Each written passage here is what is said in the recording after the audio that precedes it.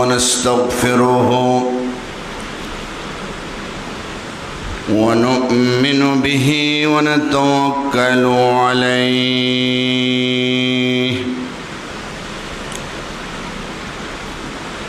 ونعوذ بالله من شرور أنفسنا ومن سيئات أعمالنا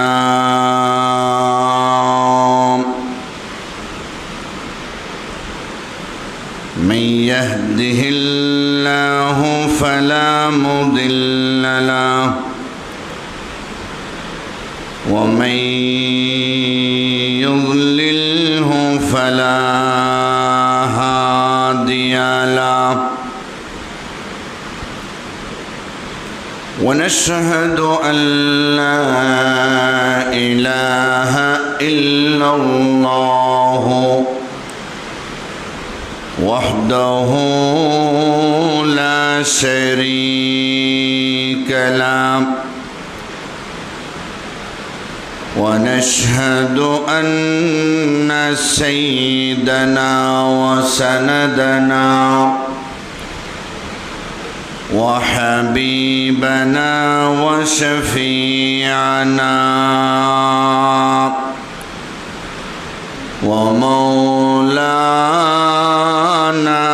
ومولانا محمدا عبده ورسوله الذي أرسله بالحق بشيرا ونذيرا وداعيا إلى الله بإذنه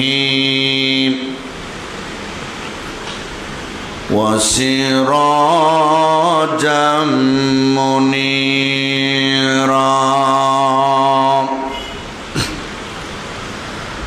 أما بعد فقد قال الله تعالى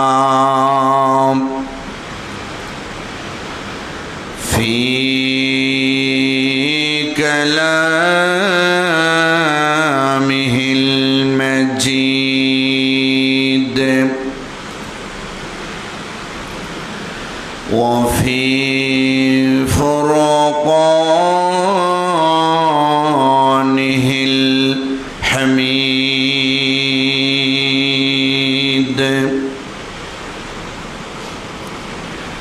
أعوذ بالله من الشيطان الرجيم بسم الله الرحمن الرحيم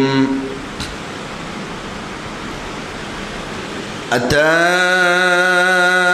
أمر الله فلا تستعجلوه سبحانه وتعالى عما يشركون ينزل الملائكة بالروح من أمره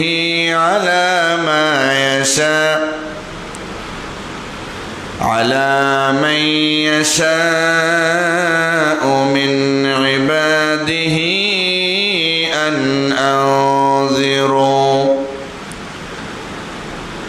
أن أنذروا أنه لا إله إلا أنا فاتقون خلق السماوات والأرض بالحق تعالى عما يشركون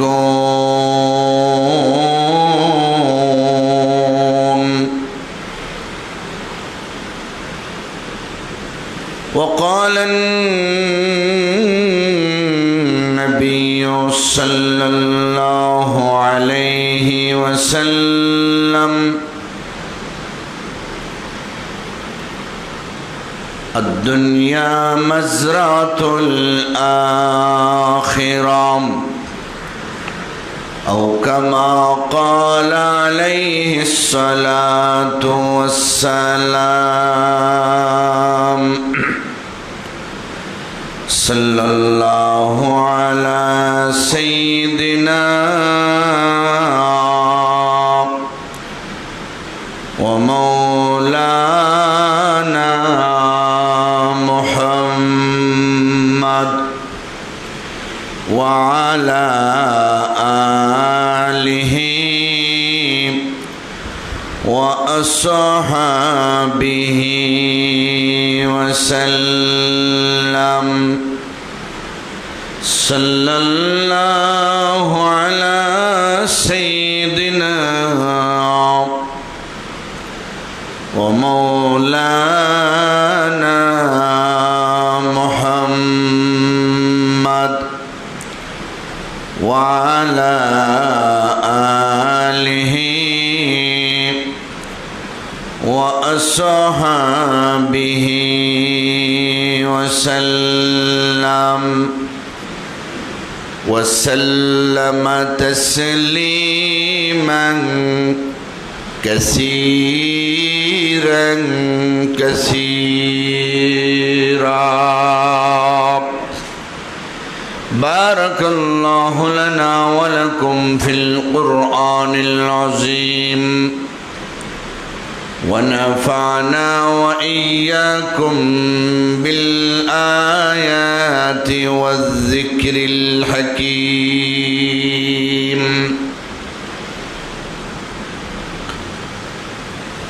সম্মানিত মুসল্লিয়ানে কেরাম, বাসা বাড়িতে অবস্থানরত পর্দার আড়ালের সম্মানিতা শ্রদ্ধেয়া মা ও বোনেরা, মহান আল্লাহ রব্বুল আলামিনের দরবারে লক্ষ কোটি শুকর আদায় করছি, যিনি আমাদেরকে অত্যন্ত দয়া এবং অনুগ্রহ করে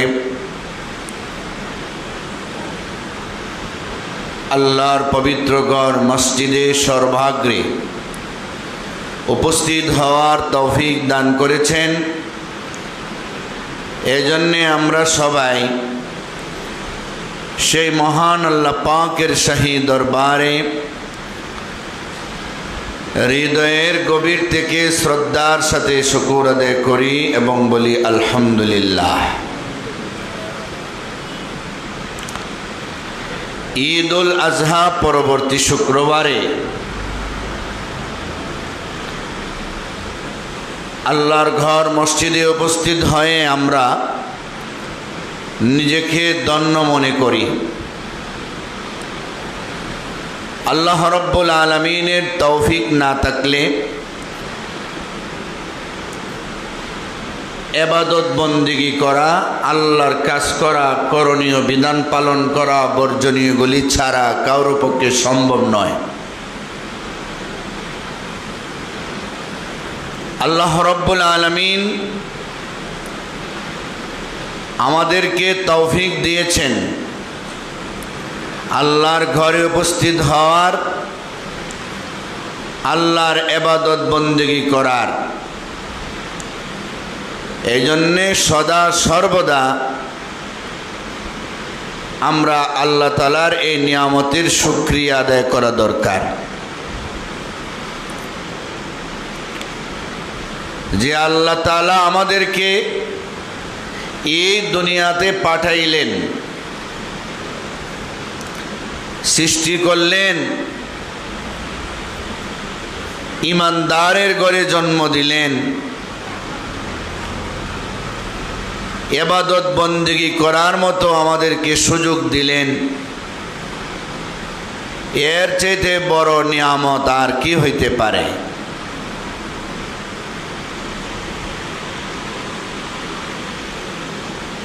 তাই আমরা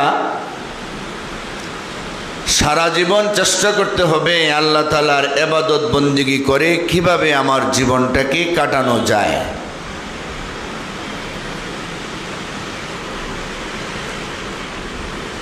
আমরা ধারাবাহিক তাফসিরে আবার ফিরে যাচ্ছি। কয়েক বছরে কোরআনের তাফসির ধারাবাহিকভাবে শুনে শুনে আজ আমরা পবিত্র কোরআন শরীফের 16 নম্বর সূরা সূরাতুন নাহল, সূরাতুন নাহলের প্রথম কয়েকটি আয়াতের তরজমা এবং তাফসির শুনব ইনশাআল্লাহ। সূরাতুন নাহল পবিত্র কোরআন শরীফের 114টি সূরার মধ্যে 16 নম্বর সূরা। ইতিপূর্বে আমরা কয়েক বছরে 15টি সূরার তাফসির ধারাবাহিকভাবে শুনেছি।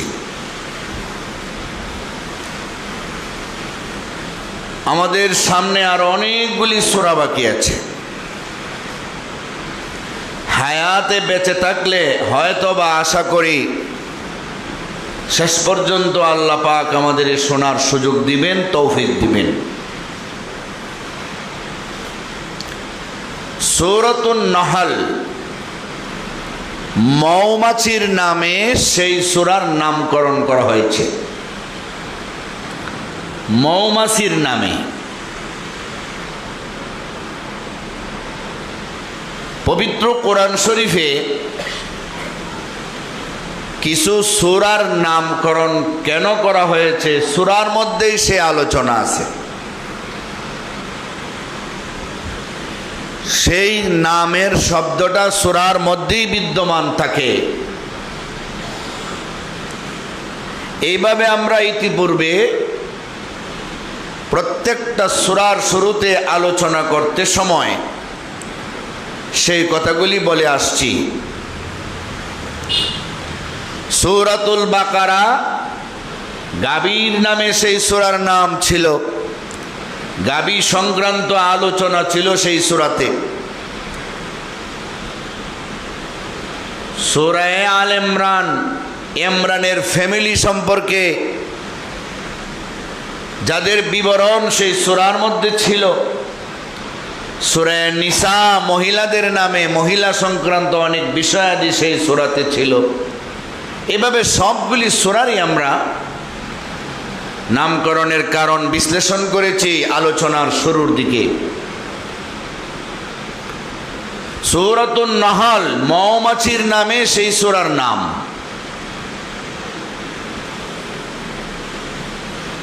আল্লাহ রাব্বুল আলামিন কিছু কিছু প্রাণী এমনভাবে সৃষ্টি করেছেন যেগুলি ছোট হলেও আল্লাহ তাআলা সেইগুলির নাম, তাদের বৈশিষ্ট্য পবিত্র কোরআনে আলোচনা করেছেন। পবিত্র কোরআন শরীফে সেগুলির আলোচনা করেছেন।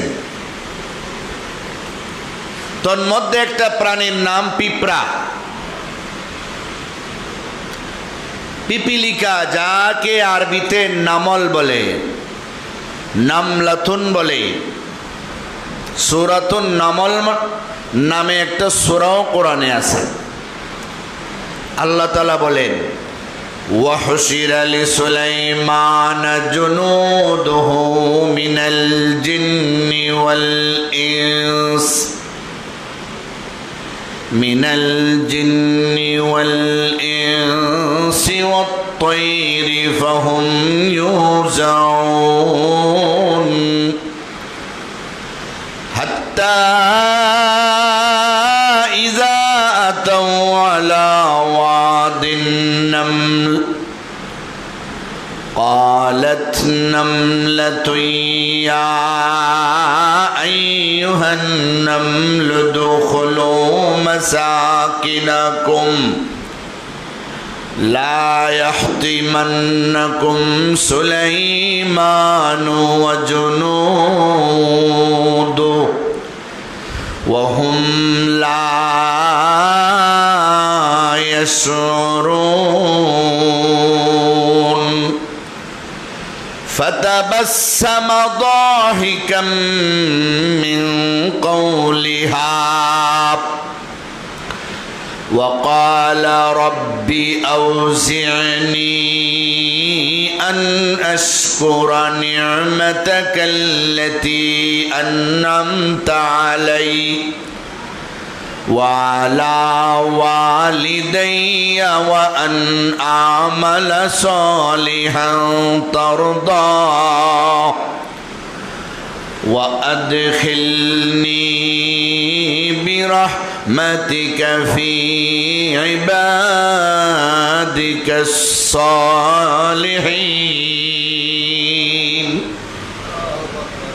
আল্লাহ তাআলা কোরআন শরীফে সূরাতুন নামলের মধ্যে পিঁপড়ার কথা আলোচনা করেছেন। পিপীলিকা ছোট্ট একটা প্রাণী, 24 ঘন্টায় শুধু দৌড়ে আর দৌড়ে, একটা সেকেন্ডও ঘুমায় না। পিপীলিকার চোখে ঘুম নাই, পিপীলিকা ঘুমায় না।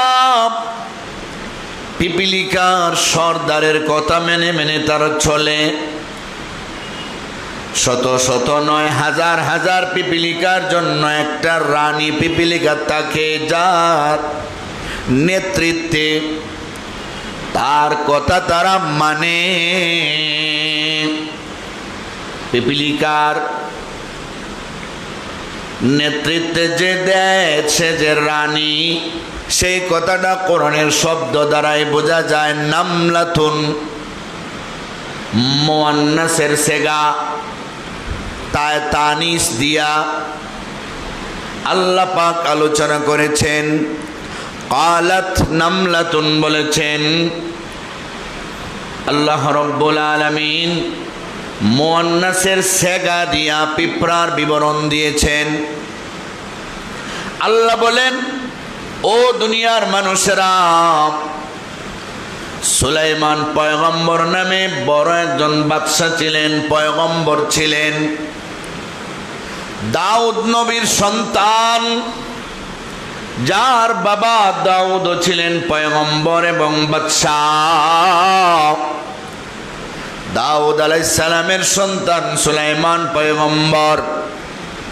জিনেরা যার কথা মানিয়া চলত, জিনেরা যার কথায় উঠত এবং বসত, ওই জিন এবং ইনসান নিয়ে, পশু পাখি নিয়ে, বিরাট বড় সিংহাসন নিয়ে উনি যখন এক জায়গা দিয়া উপত্যকায় দিয়া যাইতেছিলেন, হঠাৎ করে সামনে পড়ল পিপীলিকা অধ্যুষিত একটা উপত্যকা, যেখানে শুধু পিঁপড়া আর পিঁপড়া বসবাস করে।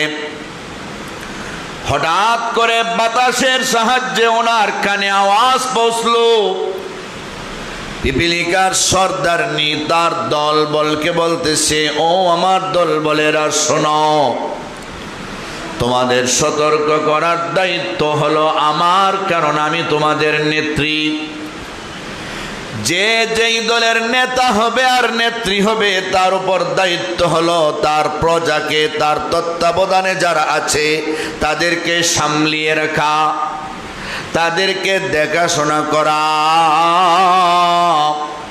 শুধুমাত্র নিজের জান বাঁচাইলে হবে না, বাঁচতে হলে সব নিয়ে বাঁচব। মরতে যদি হয় সবার সামনে আমি সবরে বাঁচাইতে আমার জীবনটা আগে দিয়ে দিব।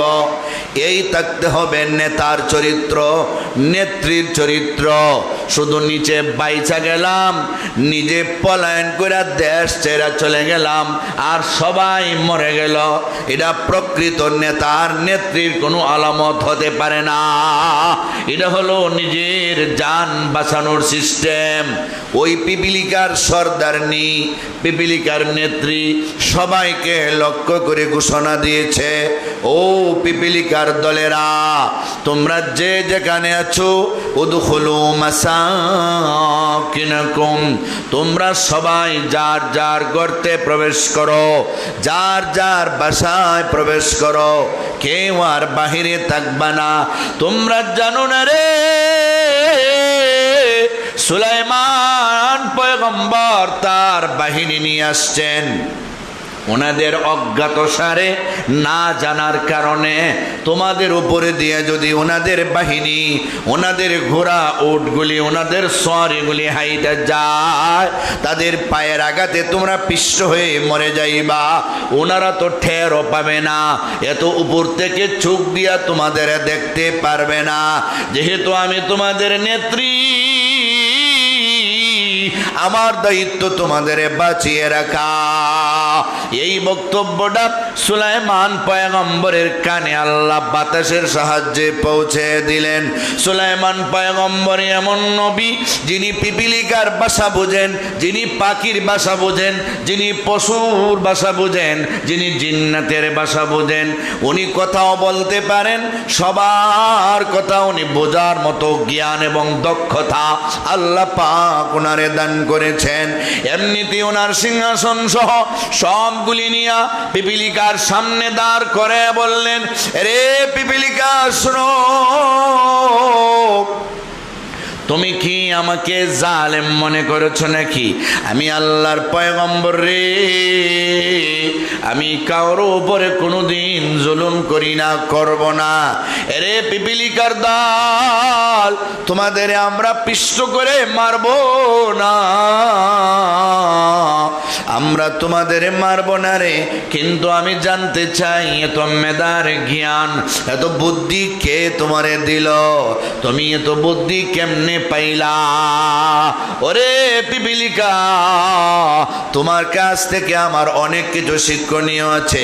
আমি একদিকে আল্লাহর পয়গম্বর, আমার উম্মত যারা হবে আমি তাদেরকে জাহান্নাম থেকে বাঁচানোর জন্য সর্বাত্মক চেষ্টা করা আমার দায়িত্ব।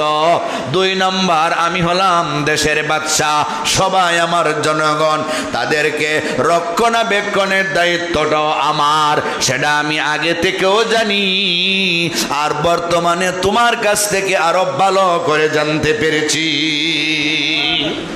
এর নাম হইল পিপিলিকা। এর নাম কি? পিপিলিকা। যে পিপিলিকারে আল্লাহ তাআলা এত জ্ঞান দান করলেন, এত মেধা দান করলেন, তার জ্ঞান দিয়া, মেধা দিয়া তার দল বলকে কিভাবে রক্ষা করা যায় সেই চেষ্টায় সে নিয়োজিত। সুবহানাল্লাহ।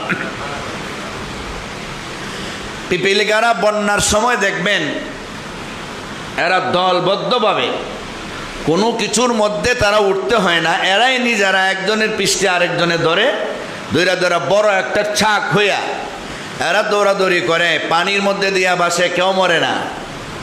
একদল একবার নিচে যাইব, আবার উপরে আসবো, নিচে যাইব, আবার উপরে আইব, সময় মতো তারা পাল্টি খায়। কিভাবে তারা ঐক্যবদ্ধ হইয়া বাঁচতে পারে সেই বুদ্ধিটা এত ছোট্ট একটা প্রাণীরে আল্লাহ কেমনে দিলেন। পিপিলিকার গর্তের সামনে আপনি বৈশা দেখবেন, ওরা গর্তে যায় আর একদল গর্ত থেকে বাহির করে, রাস্তায় কিন্তু কানে কানে একজনে আরেকজনকে কি যেন সংবাদ দেয়। আমরা যে একজনকে আরেকজনে পাইলে মোয়ানাকা করি, কথাবার্তা জিজ্ঞাসা করি, এরাও যেন দাঁড়াইয়া একজনের সাথে আরেকজনের সাক্ষাৎ করে কি যেন এরা বলে। অর্থাৎ বাহিরের কি খবর এটা যারা গর্তে ঢুকতেছে এরা এদেরকে বলে, আর বাসার কি খবর এরা যাইতে সময় এরা এদেরকে জানিয়ে দেয়, সবগুলি বলে দেয়। তাদের চাইতে বড় বড় খাবারের টুকরাগুলি রে তারা কামড় মেরা ধইরা কি সুন্দর করে টান্না টান্না গর্তের ভিতরে নিয়ে যায়। হ্যাঁ, বৃষ্টির দিনের জন্য তারা খাবারগুলি গর্তের ভিতরে রিজার্ভ করে রাখে। এই যে একটা আকল আর বুদ্ধি আল্লাহ রব্বুল আলামিন পিপিলিকারে দান করছেন। আল্লাহ তাআলা এই প্রাণীরে এইগুলি দান করে বুঝাইয়া দিলেন, পিপিলিকার মতো ছোট্ট একটা প্রাণীরে আমি কি সুন্দর বুদ্ধি বিবেচনা দিলাম। আর তোমরা তো মানুষ জাতি, তোমাদেরকে আমি আশরাফুল মাখলুকাত বানাইলাম। সকল প্রাণী মিল্লা যে পরিমাণ বুদ্ধি আছে তার চাইতেও শত কোটি বুদ্ধি তোমাদের দান করলাম, আর শুধুমাত্র তোমাদের দায়িত্ব দিলাম তোমরা আমার ইবাদত করবে। সুবহানাল্লাহ। এটা হইল পিপিলিকা। 2 নম্বর একটা প্রাণীর কথা আল্লাহ তাআলা সূরাতুন নামলের মধ্যে আলোচনা করেছেন। সেই প্রাণীটার নাম হইল হুদহুদ পাখি। ওয়াতাফাক্কাদাত তায়রা ফাকালা মালিয়া লা আরাল হুদহুদ أم كان من الغائبين لأعذبنه عذابا شديدا أو لأذبحنه أو ليأتيني بسلطان مبين فمكث غير بعيد فقال أحطت بما لم تحط به وجئتك من سبأ بنبأ يقين হুদহুদ পাখি এমন একটা পাখি, ছোট ছোট ছোট একটা পাখি, কত মেধা, কত গভীরে গিয়া তার দৃষ্টিটা ফেলতে পারে। আকাশে দিয়া পাখিটা উড়ে গেলে জমিনের শত শত মাইল নিচে তার দৃষ্টিটা যায়। কোথায় পানি আছে সে উপরে দিয়ে যাইতে খবর পায়। মাটির উপরের পানি না, মাটির তলে কোন জায়গায় পানি আছে এটা জানে।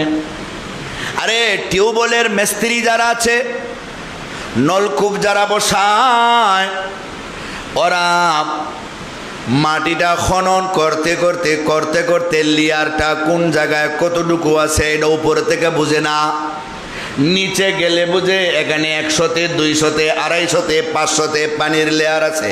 ঠিক কিনা বলেন? ওই পাখিটারে আল্লাহ কেমন মেধা দিলেন, ওই পাখিটা তার চক্ষু দিয়া মাটির দিকে উপর থেকে চাইলে কোন মাটির নিচে কত কাছে পানি আছে এটা তার দৃষ্টি দিয়া বুঝতে পারে।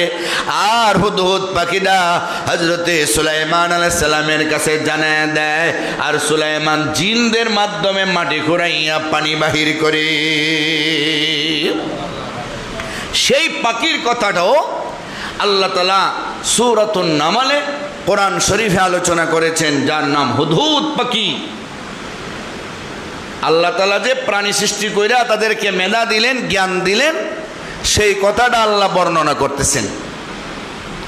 3 নম্বর একটা প্রাণীর নাম হইল মশা মাছি। আছে না মাছি, মশা গুলি কামড়ায়, এটা একটা নিকৃষ্ট প্রাণী, যার কথা আল্লাহ সূরাতুল বাকারায় আলোচনা করছেন। ইন্নাল্লাহা লা ইস্তাহি আন ইয়াদরিবা মাসালাম মা বাউদাতান ফামা ফাওকাহা فأما الذين آمنوا فيعلمون أنه الحق من ربهم وأما الذين كفروا فيقولون ماذا أراد الله بهذا مثلا يضل به كثيرا ويهدي به كثيرا وما يضل به إلا الفاسقين। মশা মাছি দিয়া উদাহরণ দিতে আল্লাহ লজ্জাবোধ করেন না, কারণ এই সৃষ্টিটাও তো আল্লাহর। তামাম দুনিয়ার সকল বৈজ্ঞানিক মিলিয়াও একটা মশা বানাইতে পারবে না। এই জন্য মশার মতো নিকৃষ্ট ছোট একটা প্রাণীর উদাহরণ দিতে আল্লাহ লজ্জাবোধ করেন না। আল্লাহ বুঝাইতে চান, ও দুনিয়ার বেঈমানেরা, ও দুনিয়ার কাফির কুফারেরা, ও দুনিয়ার বৈজ্ঞানিকেরা, তোমরা যদি একটা মশামাছি বানাইতে পারতা তাহলে আমি মশামাছি দিয়ে উদাহরণ দিতাম না। আল্লাহ কিন্তু চ্যালেঞ্জ দিয়েছেন, ইয়া আইয়ুহান নাসু দুরিবা মাসালুন ফাসতামিউ লাহু ইন্নাল্লাযীনা তাদউনা মিন দুনিল্লাহ লা ইয়াখলুকু যুবাবান ওয়ালাউ ইজতামাউ লাহু ওয়া ইন ইয়াসলুবহুমুয যুবাবু শাইআ লা ইয়াস্তানকিযুহু মিন যউফাত الطالب والمطلوب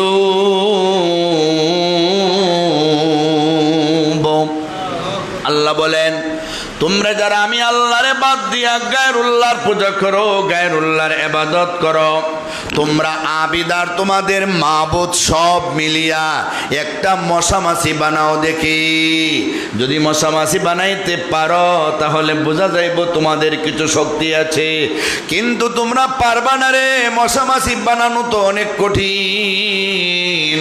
বরং তোমাদের সামন থেকে, তোমাদের মাবুদের সামন থেকে মশামাছি যদি কোনো খাবার নিয়ে যায়, অথবা তোমাদের মাবুদের নাকের ডগায় যদি কামড় মারে, মশামাছিরে তারাইবার মতো, মারবার মতো শক্তি তোমাদের মাবুদের নেই। তোমাদের মাবুদ এমন দুর্বল, আর তোমরা মশামাছি বানাইতে পারবে না। আমি আল্লাহ মশামাছির মতো প্রাণী বানাইলাম, ওই প্রাণীটারে ছোট বানাইয়া এমন সাহস দিলাম যে প্রাণীরা সেনাবাহিনীর বন্দুকের নলায় গিয়া দাঁড়ায়, সেনাবাহিনীর নাকেও কামড় মারে। পৃথিবীর যত পরাশক্তি হোক না কেন, তারও ভয় পায় না যে আমারে মিসাইল দিয়া ধ্বংস করে ফেলবে, আমারে বোমা হামলা করে ধ্বংস করে ফেলবে। এগুলি ভয় পায় না। প্রেসিডেন্টও সুযোগ পাইলে নাকের মধ্যে কামড় মেরে বসে। আরে ওই মশা তো এক সময়ের পরাশক্তি, নমরুদের নাকে দিয়া ঢুইকা মাতার মগজে কামড়ে তারে মাইরা পৃথিবীর পরাশক্তিরে বোঝাইয়া দিয়েছে, যারা আল্লাহর বিরুদ্ধে আচরণ করো তোমাদের মারার জন্য আল্লাহর ফেরেশতা পাঠাইতে হবে না, জিন ইনসান কেউর প্রয়োজন হবে না। আমার মতো একটা মশা তোমাদের মারার জন্য যথেষ্ট। ঠিক না বেঠি? একটা মশা তোমাদের মারার জন্য যথেষ্ট। এই মশা বানাইবার ক্ষমতা পৃথিবীর কোনো মানুষের নাই।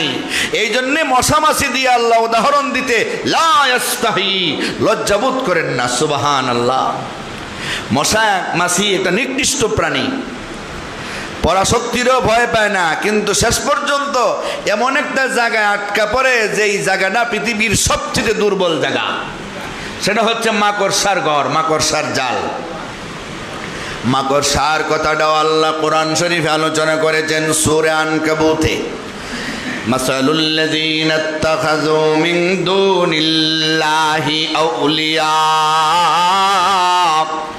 কামাসালিল আনকাবুত ইত্তাখাযাত বাইতা ওয়া ইন্না আওহানাল বুয়ুতি লাবাইতুল আনকাবুত লাউ কানু ইয়ালামুন। মাকড়সার ঘর দিয়ে আল্লাহ উদাহরণ দিছেন। দুনিয়ার বেঈমান কাফের, তোমরা যারা গায়রুল্লাহর পূজা করো, তোমাদের গায়রুল্লাহ মাকড়সার ঘরের চাইতে আরো দুর্বল। আরে মাকড়সার ঘরে রোদ থেকে বাঁচাইতে পারে না, মেঘ থেকে বাঁচাইতে পারে না। মাকড়সার ঘর থাকার পরও রোদ তার গায়ে লাগে, মেঘ লাগে, তুফানে ভেঙ্গে দিতে পারে, বাতাসে উড়াইয়া দিতে পারে। তোমরা যেই গায়রুল্লাহরে মাবুদ বানাও, পরকালে তোমাদের ওই মাবুদে তোমাদের আটকাইতে পারবে না। আমার আযাব আর গজব থেকে তোমাদের বাঁচাইতে পারবে না। দুনিয়ার আযাব আর গজব থেকে তোমাদের বাঁচাইতে পারবে না। আমি আল্লাহ মাকড়সারে তো বুদ্ধি দিলাম, নিমিষের ভিতরে ঘুইরা গেরা জাল বানাইয়া বাসা বানিয়ে ফেলে। ওই মাকড়সাই আমার নবী, আপনার নবী রাহমাতুল লিল আলামিনকে বেঈমান কাফেররা যখন পিছনে দাও করেছিল, আল্লাহর নবী সৌর পর্বতে আল্লাহর নবী যখন আত্মগোপন করেছিলেন, ওই মাকড়সা জাল বানিয়ে রাখছিল যেন মানুষেরা বোঝে ওই জায়গায় কেউ থাকতে পারে না। এখানে কেউ প্রবেশ যদি করত, মাকড়সার জাল এখানে থাকতো না। ওই মাকড়সা একটা প্রাণী জাল বানায়, আর পৃথিবীর নিকৃষ্ট প্রাণী মশাটা ওই জায়গায় গিয়ে আটকা পড়ে যায়। আল্লাহ তাআলা বুঝিয়ে দিলেন যে যত বড় নিকৃষ্ট দুনিয়ার সে কাউরে ভয় যদিও না পায়, কিন্তু আমি আল্লাহ যদি তারে আটকাইতে চাই, একবারে পৃথিবীর একবারে দুর্বল ঘর মাকড়সার জালের মধ্যেও তারা আমি আটকে দিতে পারি। পৃথিবীতে যারা পরাশক্তির ক্ষমতা দেখায়, পৃথিবীতে যারা বুদ্ধির ক্ষমতা দেখায়, অহংকার দেখায়, আমি আল্লাহ আমি যদি তারে ধরি এমন জায়গায় আটকে ফেলব যেখানে সম্পর্কে তার কোনো কল্পনাও থাকে না। ঠিক না বেঠি? তার কোনো কল্পনাও থাকে না, এখানে তার আমি আটকে দিব, বেইজ্জত করে ফেলব। সুবহান আল্লাহ। পিয়ারে হাজিরিন, এই হলো কিছু প্রাণীর কথা। সূরাতুন নহল, নহল মানে মৌমাছি, মৌমাছির কথাটাও আল্লাহ সূরাতুন নহলের 68 এবং 69 আয়াতে আলোচনা করেছেন। আল্লাহ বলেন, ওয়া আওহা রাব্বুকা ইলান নাহলি আনিত্তাখিযি মিনাল জিবালি বুয়ুতা ওয়া মিনাশ শাজারি ওয়া মিম্মা ইয়ারিশুন সুম্মা কুলি মিন কুল্লিস সামারাতি ফাসলুকি সুবুলা রাব্বিকি যুলুলা يخرج من بطونها شراب مختلف ألوانه فيه شفاء للناس إن في ذلك لآية لقوم يتفكرون। মৌমাছির কথা আল্লাহ পাক পবিত্র কোরআন শরীফে আলোচনা করেছেন। কারণ মৌমাছি এমন একটা প্রাণী, যেই প্রাণীটা অনেক বুদ্ধিমান। মৌমাছির এটা আলাদা একটা জগৎ। পৃথিবীতে কয়েকশো প্রজাতির মৌমাছি আছে, তন্মধ্যে প্রায় 10টা প্রজাতির মৌমাছি মধু আহরণ করে। 10 প্রকারের মৌমাছি কেবলমাত্র মধু আহরণ করে, বাকিরা মধু আহরণ করে না। কোন কোন ঐতিহাসিকগণ লেখছেন 20,000-এর মতো প্রজাতি আছে মৌমাছির। কেউ কেউ কয়েকশোর কথা বলেছেন। বর্তমান পৃথিবীতে প্রতি বছরে 20 মে বিশ্ব মৌমাছি দিবস হিসাবে পালন করা হয়। মে মাসের 20 তারিখে বিশ্ব মৌমাছি দিবস পালন করা হয়। এই মৌমাছির অজানা কিছু তত্ত্ব কোরআনের তাফসিরে আছে, হাদিসে আছে, ঐতিহাসিকগণ লিখেছেন। মৌমাছির যেই বাসা, এই বাসার মধ্যে নেতৃত্বে থাকে একজন রানী মৌমাছি। রানী, তাদের মধ্যে পুরুষের সংখ্যা খুব কম, মহিলা বেশি। একটা রানী মৌমাছি থাকে, সে সাইজে সবার চেয়ে বড়। এই রানী মৌমাছি পুরাটা বাসার নেতৃত্ব দেয়। 40,000 থেকে 50,000 মৌমাছি একটা বাসার মধ্যে থাকে। মৌমাছি যখন বেড়ে যায় তারা বাসা চেঞ্জ করে, মানে আরেকটা বাসায় স্থানান্তরিত করে। এটা থাকে বাসা, এখান থেকে কিছু কমায় দেয় আরেক জায়গায়। এটার নেতৃত্ব দেয় যেখানে ডাক্তার আছে, ইঞ্জিনিয়ার আছে, যেখানে জল্লাদ আছে, স্বরাষ্ট্রমন্ত্রী, পররাষ্ট্রমন্ত্রী, এই জাতীয় বিষয় সেখানে আছে। তারা মধু আহরণ করে হাজার হাজার ফুল থেকে, ফল থেকে। যে কথাটা আল্লাহ পবিত্র কোরআন শরীফে বলছেন, ফুল ফল থেকে তারা মধু আহরণ করে। বিভিন্ন ফল ফুল থেকে, সেটা আল্লাহ কোরআনে বলছেন মিন কুল্লিস সামারাত। মধু যে আহরণ করে এটা পিওর না ভেজাল, এটা পরীক্ষা করার জন্য পরীক্ষক ডাক্তার, ল্যাব আছে, ল্যাবের মধ্যে যেরকম ওষুধ পরীক্ষা করা হয়, মেডিসিনের মধ্যে কোনো 2 নম্বরই আছে কিনা, একটা ল্যাব আছে।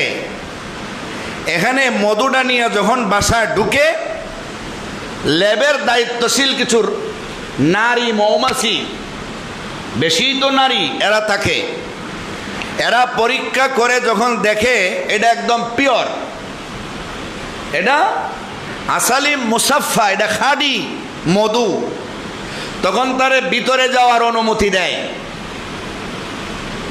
ভিতরে যাওয়ার অনুমতি দেওয়ার পরে ভিতরে দায়িত্বশীল আরো মৌমাছি যারা আছে, কোন জায়গাটায় এটা রাখা হবে এটা জায়গাটা দেখায় দেয়, জায়গাটা নির্ণয় করে দেয়, ওখানে গিয়া তারা রাখে। আর যদি মৌমাছির মুখের মধুর মধ্যে কোনো ভেজাল থাকে, যে খারাপ জায়গা থেকে মধু আনছে, তখন সময়ে ল্যাবের পরীক্ষক যারা, এরা রানীর কাছে ডাইরেক্ট খবর পৌঁছায়, বলে যে আমরা কিছু দুষ্কৃতিকারী অসাধু মৌমাছি পাইছি, এরা খারাপ জায়গার মধু আহরণ করে নিয়ে আসছে। এরা হয়তো বেশি দূর গেলে কষ্ট হবে। এরা মৌমাছি অনেক দূর যাইতে পারে, ঘন্টায় তাদের গতিবেগ 20 মাইল তথা 35 কিলোমিটার। সুবহানাল্লাহ বলেন। ঘন্টায় 35 কিলোমিটারের মতো জায়গা এরা যাইতে পারে এই বেগে। আবার মধু আহরণ করার জন্য 2-3 কিলোমিটারের বেশি এরা দূর যায় না, এর ভিতরে থাকে, 2-3 কিলোমিটার এরিয়ার ভিতরে থাকে, মধু আহরণ করে। সবগুলি কিন্তু রেফারেন্স আছে, মধু আহরণ করে। মধু নিয়ে যখন বাসায় আসে, ভেজাল যখন মিলে, ল্যাবের পরীক্ষক কর্মকর্তা যারা আছে এরা ভিতরে ডাইরেক্ট রানী মৌমাছি একজনই থাকে, তার কাছে খবর দেয়। রানী মৌমাছি সাথে সাথে ওখান থেকে জল্লাদ যে আছে, জল্লাদকে বলে তার মাথাটা কেটে ফেলে দাও। সাথে সাথে এই খারাপ মধু সহ মাথাটা কেটে ফেলে দেওয়া হয়। বাসার নিচে অনেক সময় কাটা মাথা মৌমাছি পাওয়া যায়। ভিতরে খারাপ মধু নেওয়ার কোনো সম্ভাবনা নাই, খাঁটি মধু নিয়ে যায়। মধুটা তারা আহরণ করে আপনি আমার খাওয়ার জন্য নয়, কিন্তু ভাগ্যগুণে আমরা খাই। মধুটা তারা আহরণ করে তারা নিজে খাওয়ার জন্য, এমন খাঁটি জিনিস তারা খায়। তারা নিজে খাওয়ার জন্য মধু আহরণ করে, কিন্তু এগুলি আল্লাহ তাআলা আমাদের ভাগ্যে এমনভাবে মিলিয়ে দিছেন, সেগুলি আমরা নিজে খাইতে পারি। কিন্তু আমরা কত খারাপ, মানুষ কত খারাপ, যেখানে একটা মৌমাছি সাধারণ একটা প্রাণীও তার বাসভবনের ভিতরে খারাপ মধুনিয়া ঢুকতে পারে না, ভেজাল মধুনিয়া ঢুকতে পারে না, মাথাটা কেটে ফেলে ফাঁসিতে ঝুলাইয়া দেয়। সেখানে ওই মানুষ সামান্য কিছু মধু আহরণ করে এখানে ভেজাল মিশাইয়া, চিনি মিশাইয়া 200 টাকা 150 টাকা কেজি মধু বিক্রি করে। নাউজুবিল্লাহ বলে। চাউলে ভেজাল, ঢাইলে ভেজাল, আরো ভেজাল ফেলে। দৈন্যমদের সোনার বাংলায় সব ভেজালই চলে। যেখানে আল্লাহর হুকুমে মৌমাছির মতো একটা প্রাণী একবার নির্ভেজাল পিওর খাঁটি থাকে, সেখানে মানুষ নামক আশরাফুল মখলুকাত মধুর মধ্যে ভেজাল ঢুকাইয়া দেয়। এই মৌমাছি, রানী মৌমাছি একটাই থাকে, 4 থেকে 5 বছর পর্যন্ত রানী মৌমাছি বাঁচতে পারে। এই রানী মৌমাছি প্রতিদিনে 2000-এরও বেশি ডিম পারে। সুবহানাল্লাহ বলেন। সুবহানাল্লাহ নামাজে বোঝা যায় আপনারা 4-5 ডিম পারেন মনে হয়। জোরে বলেন সুবহানাল্লাহ। একটা রানী মৌমাছি প্রতিদিনে 24 ঘন্টার ভিতরে 2000-এর বেশি ডিম পারে। এই ডিম পাড়ার জন্য পুরুষ মৌমাছির সঙ্গে তার কয়েকবার মিলিত হতে হয়। পুরুষ মৌমাছি 1টা বা 2টা এরকম সর্বোচ্চ থাকে, তার আর কোনো কাজ নাই। তার কাজ হইল রানী মৌমাছির সাথে 24 ঘন্টার ভিতরে কয়েকবার মিলিত হওয়া। এরপরে সে মারা যায়। কয়েকবার মিলনের পরেই পুরুষ মৌমাছি মারা যায়। অন্যান্য যে আরো কিছু নারী মৌমাছি আছে, এরা কিছু পুরুষ মৌমাছির জন্ম দেয়, বেশি না, একদম কম। বেশিরভাগই রানী মৌমাছির জন্ম হয়, পুরুষের সংখ্যা খুব কম, 2-4টার বেশি না। শুধুমাত্র প্রজনন ক্ষমতা বাড়ানোর জন্যে, বংশ বিস্তারের জন্য, যেহেতু পুরুষ লাগে, এই জন্যে মাঝে মাঝে 2-4টা পুরুষের জন্ম হয়। আল্লাহ তাআলা পুরা মৌমাছির কথাটাই মহিলার কথা বলেছেন। তারা যে খাইব কিভাবে, পুরুষ নামক সেগা শব্দ ব্যবহার না কইরা মহিলা নামক সেগা বা শব্দ ব্যবহার করেছেন। সুবহানাল্লাহ বলেন। ওরা মারা যায়। রানী মৌমাছি কিন্তু 4-5 বছর বেঁচে থাকে। আবার কিছু রানী মৌমাছিরে ভবিষ্যতের রানী হিসাবে প্রস্তুত করা হয়। মাঝে মাঝে রানী মৌমাছি বেশি ডিম পাড়ার পরে অনেক সময় তাড়াতাড়ি মরে। মরলে পরে যে সমস্ত মৌমাছিরা ভিতরে কাজের দায়িত্বে আছে এরা পাগল পারা হয়ে যায় আরেকজন রানী কিভাবে বানানো যায়। কিন্তু ওই রানীগুলো তো ছোট থাকে, এরারে খুব সুন্দর সিস্টেমে ভালো ভালো খাবার খাওয়াইয়া, ডাইরেক্ট মধু খাওয়াইয়া, অনেক কষ্ট কইরা তাড়াতাড়ি তার শরীরের বৃদ্ধিত্ব বাড়াইয়া তারে রানী হিসাবে গঠন করা হয়, যেন আবার সে ডিম পারতে পারে, বাসার নেতৃত্ব দিতে পারে। কারণ এরা নারী নেতৃত্বে চলে, এদের মধ্যে পুরুষ নেতৃত্ব নাই। সারা বছর তারা মধু আহরণ করে, কিছুদিনের জন্য তারা এগুলি রিজার্ভ রাখে, সব সময় বাহিরে যায় না। মৌমাছিরা মানুষকে ইচ্ছা করে কামড়ায় না, মানুষকে কিন্তু ভয় পায়। মৌমাছিও মানুষকে ভয় পায়। প্রত্যেকটা প্রাণী কিন্তু মানুষকে ভয় পায়। মানুষ কিন্তু আশরাফুল মখলুকাত।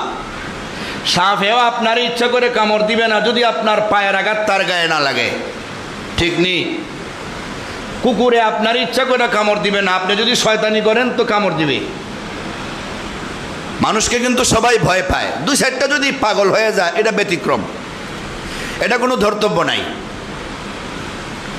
মৌমাছিরা তাদের পিছনের লেজ দিয়া একটা সুই ঢুকায়, এটা দিয়া কামড় দেয়। এই সুইটাই তার কামড়।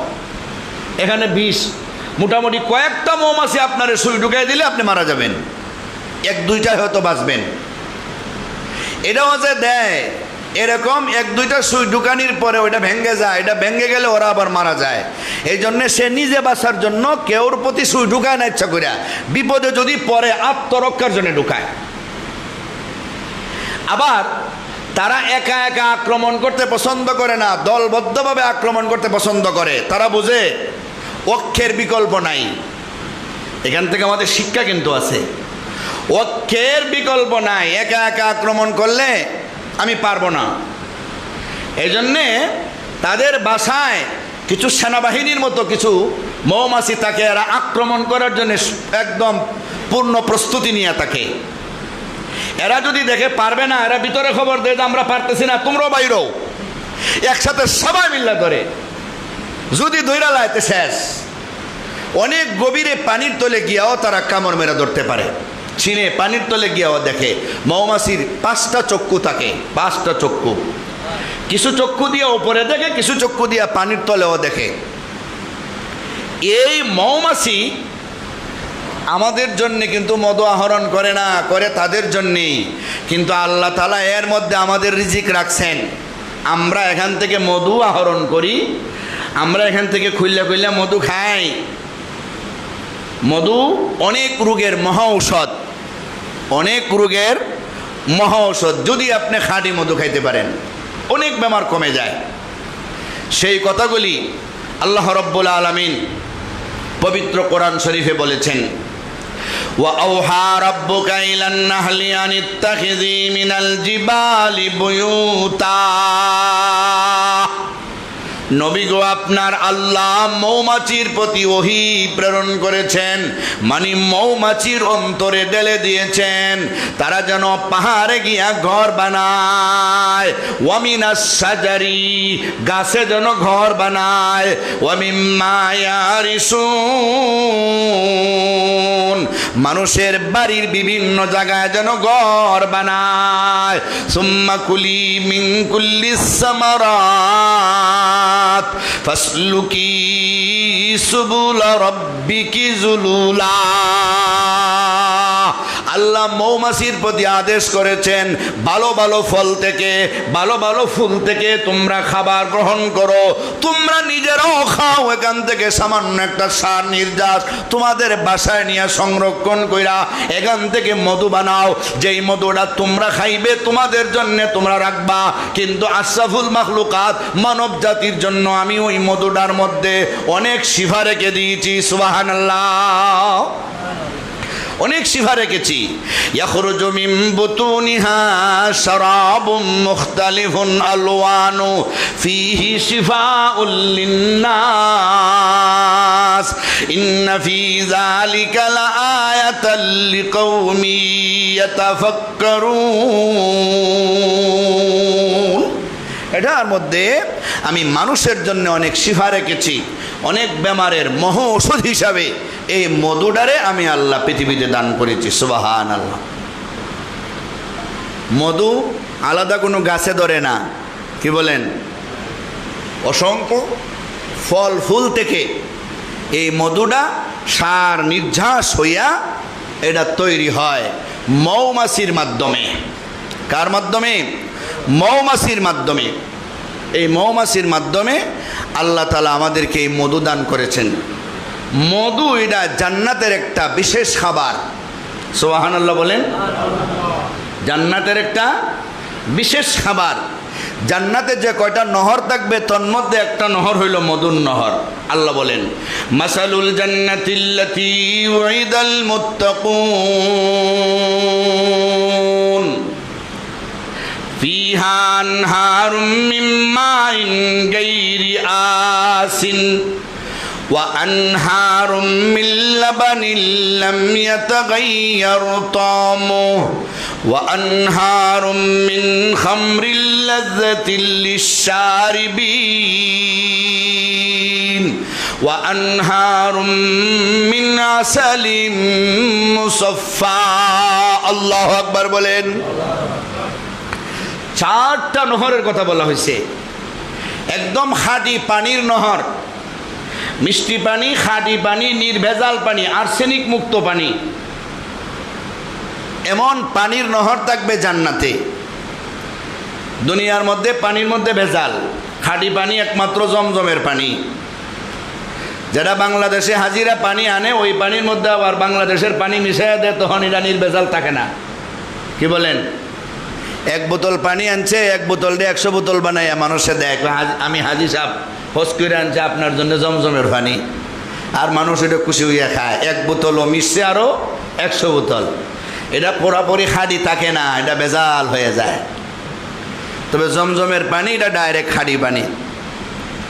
এর চাইতে আরও বেশি মিষ্টি পানি, আরও বেশি খাঁটি পানি বেহেশতের পানি, জান্নাতের পানির নহর। 2 নম্বর মধুর নহর। দুনিয়ার মধুর মধ্যে ভেজাল। এই দুধের নহর, দুনিয়ার দুধের মধ্যে ভেজাল। দুধের মধ্যে মানুষ পানি মিশায়। কি বলেন? 10 কেজি দুধে আরো 5 কেজি পানি মিশাইলে এটা 15 কেজি হয়। 2-4 কেজি পানি মিশাইলে তো কেউ টেরও পাবে না। আর বিক্রি করার সময় কয়, আল্লাহর কসম আমার দুধ একবারে খাঁটি, আমার দুধের মধ্যে আমি 1 ফোঁটা পানিও মিশাইছি না। কিন্তু ভিতরে ভিতরে আছে, কসম খাচ্ছে তো বাহ্যিক শব্দ দিয়া, ভিতরে ভিতরে আছে পানির মধ্যে তো আমি দুধ মিশাইছি। কি বলেন? দুধের মধ্যে পানি না মিশাইয়া পানির মধ্যে কি মিশাইছে? বুঝেন নাই? একটা বালতির মধ্যে 5 কেজি পানি আর একটার মধ্যে 10 কেজি দুধ। পানিটারে দুধে না মিশাইয়া কি করছে জানেন? দুধটারে পানির মধ্যে মিশাইছে। আর বেটার কসম তো ঠিকই আছে, আল্লাহর কসম আমার দুধের বালতিতে আমি 1 ফোঁটা পানিও মিশাইছি না। কথা তো তার ঠিক, হই পানি তো মিশাইছে না, কিন্তু মিশাইছে পানির মধ্যে দুধ। এই বাটফারিটা দুনিয়ার মানুষে বুঝতে না পারলো, আল্লাহ বুঝেন কিনা? কি বলেন? আল্লাহ দেখছেন কিনা? এই 2 নম্বরই করা যাবে না। 2 নম্বরই করে দেখবেন আপনি অনেক সম্পদের পাহাড় করতেছেন, সেগুলি হয় আগুন লেগে জ্বলে যাবে, না হলে দুদকের মামলা শেষ হয়ে যাবে, না হলে পলায়ন করবেন, দেশের মানুষ সব লুট্টাপাট্টা নিয়ে যাবে। 2 নম্বরই, এটা 2 নম্বরে ওই থাকে। দেশের যেই সমস্ত স্বৈরাচারেরা 2 নম্বরই করে সম্পদ উপার্জন করছিল, ওরা আজকে থাকবার জায়গাটাও নাই, গর্তের ভিতরে গিয়ে অজান বাঁচতেছে না। ওদের সম্পদ শেষ, বাড়িঘর লুচ্চা পুচ্চা শেষ, জ্বালায়া জ্বলায়া শেষ, দামি দামি ল্যান্ড ক্রুজার, পাজারো, মার্সিডিজ, দামি দামি গাড়িগুলি এখন পুলিশের হাতে, সবগুলি শেষ। 2 নম্বরই আপনি বেশি দিন রাখতে পারবেন না, হয় আপনি শেষ হয়ে যাবেন, না হলে আপনার সম্পদ শেষ হয়ে যাবে। কথা বলেন ঠিক কিনা? এটা সব ক্ষেত্রে এক সমান। দুধের মধ্যে এরকম ভেজাল। 3 নম্বর নহর, নদী, এটা হলো সারাবান তাহুরান নদী, পবিত্র শরাব। দুনিয়ার যে শরাব আর মদ পান করলে মানুষের মাথার ব্রেন নষ্ট হয়ে যায়। আবুল তাবুল বলে, বউরে গিয়া কয় আম্মা ভালো আছেননি গো, বউরে গিয়া আম্মা ডাকে, আবুল তাবুল করে। দুনিয়ার মদে ফতোয়া স্বামীতে আছে তাসলুহুল আবদান তাফসুদুল আজহান, শারীরিকভাবে একটু উত্তেজনা ভাব আসে, মাগার মাথার ব্রেনটারে ড্যামেজ করে দেয়, নষ্ট করে দেয়। আবুল তাবুল বলে। দুনিয়ার মদ পান করা কোনো রাষ্ট্রের মধ্যে এটা সাপোর্ট করে না, যদিও কেউ কেউ খায় না, লুকাইয়া সাপোর্ট করে না। তা মানুষের ব্রেন নষ্ট করে, কিডনিতে এফেক্ট করে, হার্টে, বাল্বে, গুরুত্বপূর্ণ যে পার্টসগুলি আছে আমাদের শরীরে, এগুলি এফেক্টেড হয়, এগুলি নষ্ট করে ফেলে। বেহেশতেও কিন্তু এটা খাওয়ানি হবে, কারণ এটার প্রতি মানুষের ঝুঁক বেশি, এটা মানুষ প্রিয় মনে করে খায়। আল্লাহ তাআলা একদম প্রিয়, সারাবান তাহুরা বলছেন আল্লাহ, পবিত্র পানীয় দিবেন, যেটার মধ্যে মাথা ঘোরাবে না, মাথার ব্রেন নষ্ট হবে না। আল্লাহ তাআলা এই খাবারটা তাদেরকে দিবেন যারা দুনিয়াতে ওই খাবারের কাছেও যায় নাই। সুবহানাল্লাহ বলেন। আর 4 নম্বরে আসালিম মুসাফফা, একদম খাঁটি মধুর নহর দিবেন, যেই মধুর মধ্যে কোনো ভেজাল নেই। খাবার আর খাবার নির্ভেজাল সব। দুনিয়ার একটা মৌমাছি 1 থেকে 12 চা চামচ মধু সংগ্রহ করতে পারে, যা 0.8 গ্রামের সমান। একটা মৌমাছি প্রতিদিন এটা সংগ্রহ করতে পারে। আল্লাহ রাব্বুল আলামিন এই মৌমাছির উদাহরণ দিয়া আমাদেরকে অনেক অনেক কিছু বুঝাইতে চাইছেন, যেগুলি ইতিপূর্বে আপনাদের সামনে আলোচনা করছি। আমরাও যদি আমাদের রাষ্ট্র এভাবে চালাই, নির্ভেজাল মুক্ত রাখতে চাই, তাহলে প্রতিটা সেক্টরে সেক্টরে আমরা নির্ভেজাল লোক রাখতে হবে। নির্ভেজাল ব্যক্তি দিয়া সব কিছু পরীক্ষা নিরীক্ষা কইরা চালাইতে পারলে আমাদের দেশটাও ভালো চলবে, বিশ্বের যে কোনো দেশ ভালো চলবে। আমরা তো ভেজালে পড়ে গেছি সবাই, ভেজালকে সবাই ভালোবাসে, নির্ভেজালে আর কেউ ভালোবাসে না। ভেজাল যুক্ত খাবার খাইয়া মানুষ অভ্যস্ত, এখন নির্ভেজালটা খাইলে পেট অসুখ করে। সবসময় ভেজাল খাইয়া অভ্যস্ত, নির্ভেজাল খাইলে পেট অসুখ করে। আমাদের অবস্থা হয়ে গেছে এমন যে আমাদের দেশ ভালো চালাইব, আরে আমরা ক্ষমতায় রাখতে চাই না, আর যারা ইয়া চুরি চামারি করবো এদের জন্য আমরা পাগল পারা। এই হয়ে গেছে উল্টা সমজিলারে রাম। যাই হোক, আমরা আবার ধারাবাহিক তাফসিরে ফিরে আসলাম। পবিত্র কোরআনের সূরা নহল 16 নম্বর সূরা আমরা শুরু করলাম। শুধুমাত্র নহল শব্দের ব্যাখ্যা দিতে গিয়া কোরআনের সবগুলি আয়াত এবং বৈজ্ঞানিক অনেক কিছু তথ্য দিয়া আমরা সূরাতুন নহলের তাফসীর শুরু করলাম। আগামী শুক্রবার থেকে ডাইরেক্ট আয়াতের তর্জমা এবং তাফসীর ধারাবাহিকভাবে আমরা শুনব। আল্লাহ যেন আমাদের সকলকে সবগুলি শোনার, বোঝার, আমল করার তৌফিক দান করেন। সকলে বলুন আমিন। আল্লাহুম্মা সাল্লি আলা মুহাম্মাদ ওয়া আলা আলি মুহাম্মাদ কামা সাল্লাইতা আলা ইব্রাহিম ওয়া আলা আলি ইব্রাহিম ইন্নাকা হামিদুম মাজিদ। আস্তাগফিরুল্লাহ ইন্নাল্লাহা গফুরুর রহিম। আস্তাগফিরুল্লাহ আল্লাযী লা ইলাহা ইল্লা হুয়াল হাইয়ুল কাইয়্যুম ওয়া আতুবু ইলাইহি ওয়া লা হাওলা ওয়া লা কুওয়াতা ইল্লা বিল্লাহিল আলিয়্যিল আযীম। আলহামদুলিল্লাহিল্লাযী হাদানা লিহাযা ওয়া মা কুন্না লিনাহতাদিয়া লাওলা আন হাদানাল্লাহ।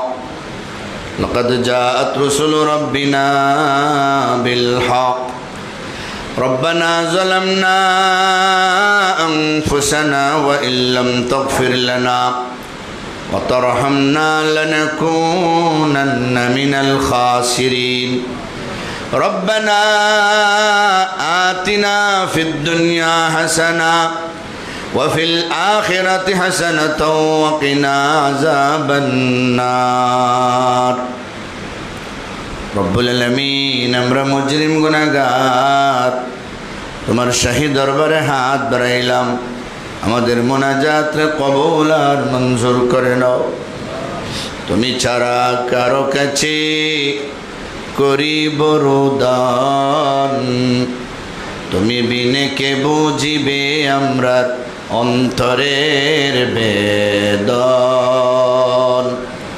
করো কিনা করো দয়া ধরেছি দামন জীবনে মরণে আল্লাহ নহবে চারণ দয়ার সাগর আল্লাহ মালিক মুখতার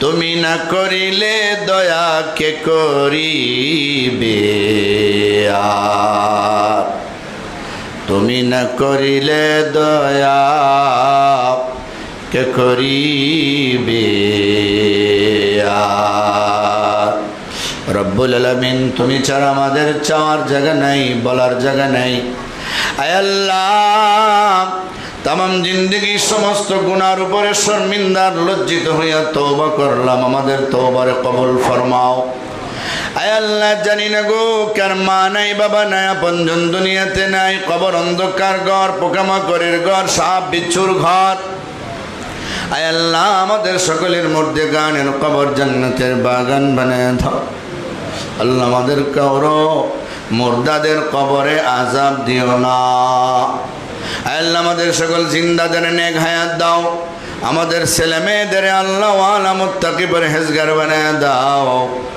আল্লাহ আমাদের পক্ষ থেকে লক্ষ লক্ষ দুরূদ আর সালাম নবীজির রওজায় তোরে পৌঁছায় দাও আয় আল্লাহ দুনিয়ার সমূহ কল্যাণ আমাদের দান ফরমাও আখিরাতের কল্যাণ দান ফরমাও অকল্যাণ থেকে আযাব গজব থেকে আমাদেরকে হেফাজত ফরমাও আল্লাহ মসজিদের সকল জরুরিয়াত তোমার গায়বী খাজানা থেকে পুরা করে দাও আল্লাহ তোমার মায়ার বান্দারা সময়ে সময়ে মসজিদে দান খয়রাত করেন আল্লাহ কেউ মসজিদের দানগুলিরে বেশি বেশি টাকা দিয়ে কিনিয়ে নিয়ে যান আল্লাহ কেউ মসজিদে ডাইরেক্ট ফল ফলাদি দান করেন আল্লাহ সকলকে তোমার হাওয়ালা করলাম দুনিয়া আখিরাতের সব নিয়ামত দিয়া মালামাল ফরমাও রব্বুল আলামিন আল্লাহ মসজিদ কমিটি মুসল্লি আমরা যে যে অবস্থায় মসজিদের সঙ্গে সম্পৃক্ত আছি আল্লাহ আমাদের সকলকে তোমার জান্নাতের মেহমান হিসেবে কবুল আর মঞ্জুর ফরমাও আল্লাহ আমরা পরস্পর পরস্পরকে সম্মান আর ইজ্জত দিয়ে চলবার তৌফিক দান ফরমাও